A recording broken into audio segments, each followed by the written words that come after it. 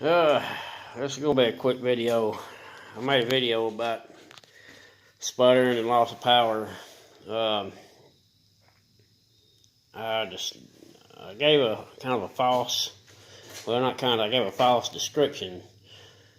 But when I got this thing, it run great.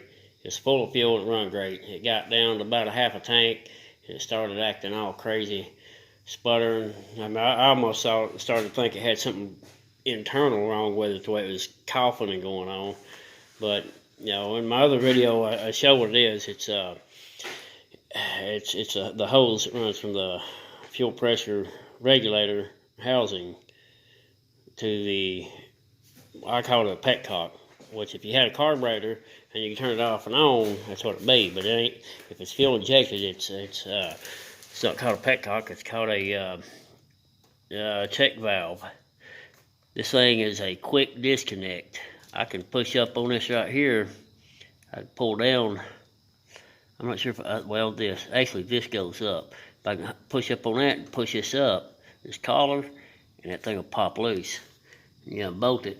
But you cannot get that hose. If that hose has got a hole in it, from being in here rubbing, because everything I've seen is they're like, oh, that ethanol gas will eat it up. No. Well, maybe, but not on mine. On mine, it was rubbing against the tank, and I've heard other people talk about that.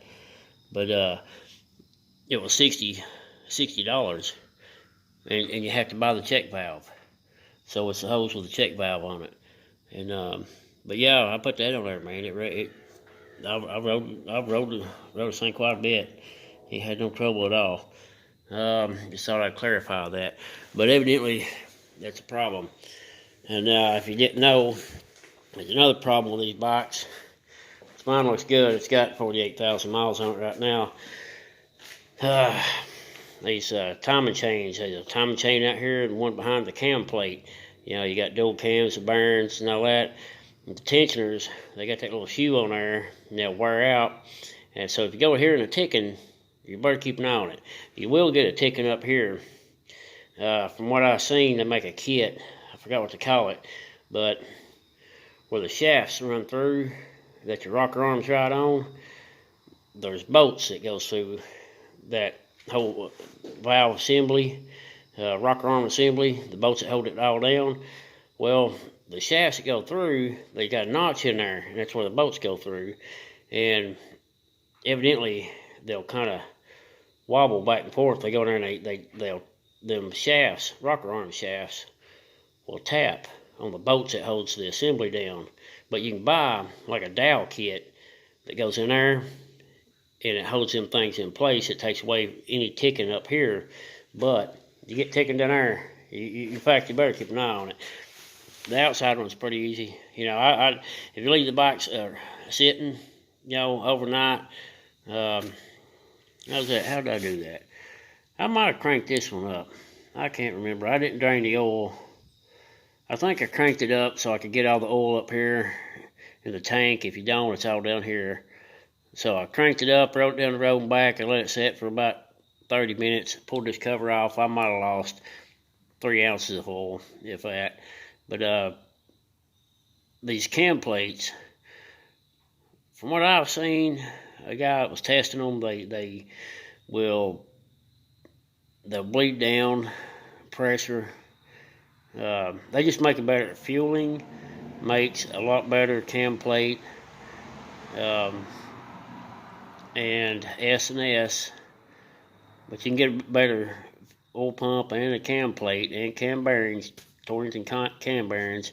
You gotta get a tool, but convert that over to do away with the chains and get a gear drive set up. You'd really be a lot better off. But yeah, I love these 88 motors. They're the twin cam motors. They're 90 whatever, 10 whatevers. They're good motors. I've rode the crap out of these things.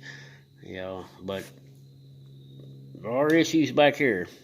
If you deal with it, upgrade that cam plate, the bearings. I personally, I'm fine with the stock cam.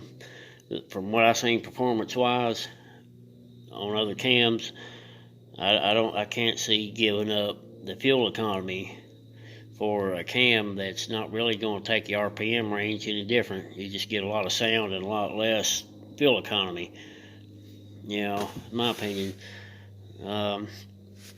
But yeah, do keep an eye on that.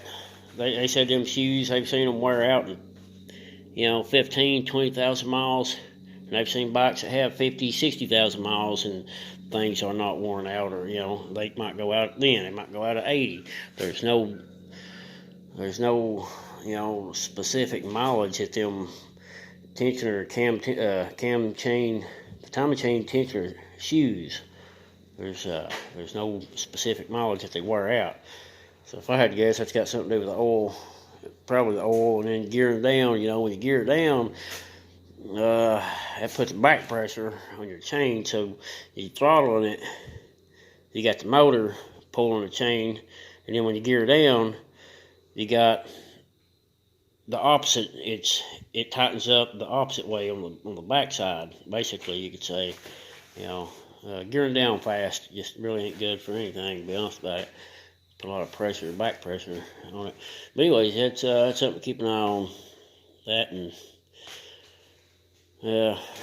that holes in there. It's called a check valve assembly. If you ever have to change it, the one that goes from the housing, pressure regulator housing, to the check valve, that hose. To get that hose, you have to buy the whole assembly. It's called a check valve assembly. I hope that helps somebody out there. And it happens on all my touring models and all.